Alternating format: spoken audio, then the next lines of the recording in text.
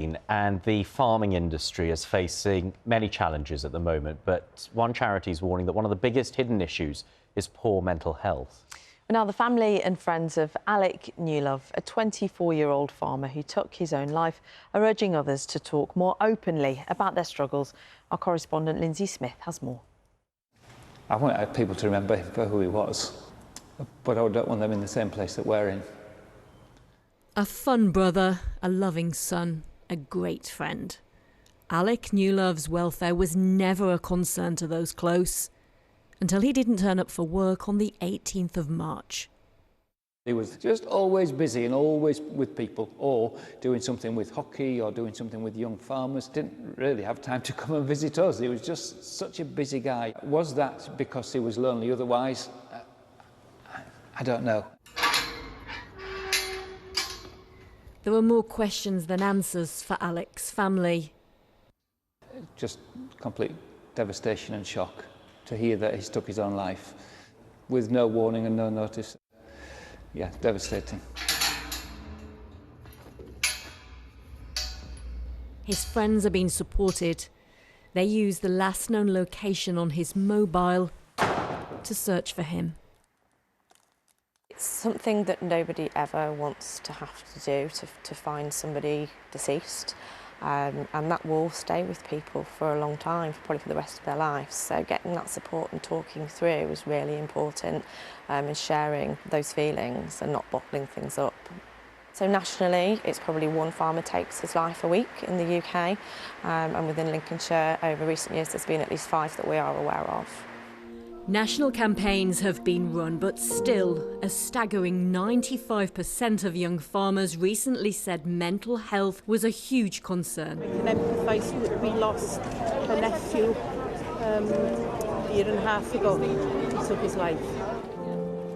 It's pushed Alec's friends on a mission to get each other talking. They're preparing their float for the Lincolnshire show.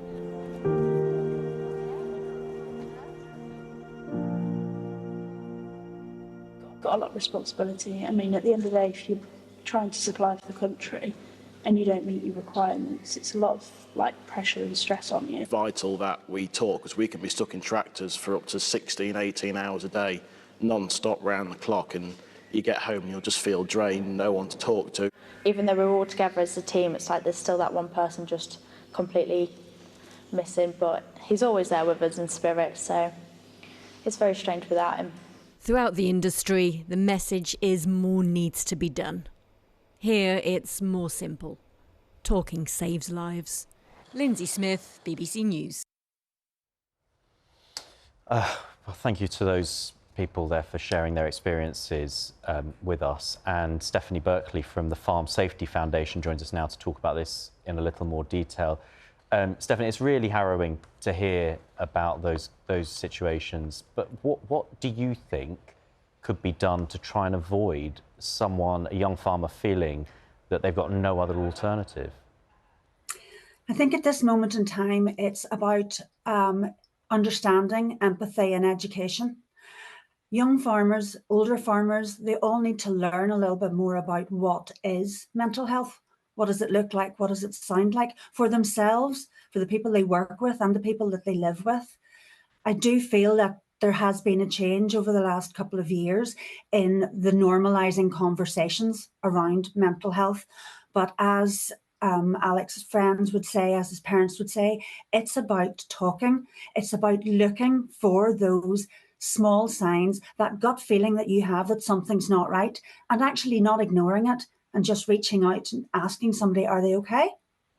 It's encouraging what you say, Lindsay, that your sense is that the conversation is opening up, particularly from the next generation, who we heard from speaking so eloquently in that report. But what do you think it is about farming, about agriculture? Is it something specific to the industry that leaves young people feeling isolated? There are a lot of unique stressors that farmers face that the general public don't.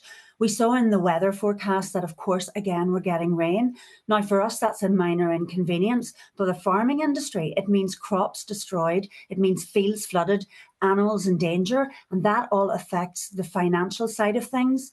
Everything that farmers face in terms of those unique stressors are completely out of their control. Government decisions, obviously we know what's been happening with the environmental issues, biosecurity, animal diseases. And they said it in the video that actually farmers can be working 14 to 16 hours every day. That's a normal day. That's not Monday to Friday. That is right through the week. So there's no escape from the farm. So they live where they work.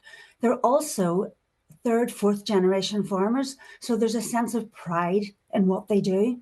They don't want to admit when things go wrong or when there's possibly going wrong. And also when they go and they ask for help, it can be when it's quite far down the line. So they just are hardworking people, but we need to support them. We need to be buying British food. We have the best asparagus and strawberries that are in season right now. So let's not buy from Mexico. Let's not buy from other countries.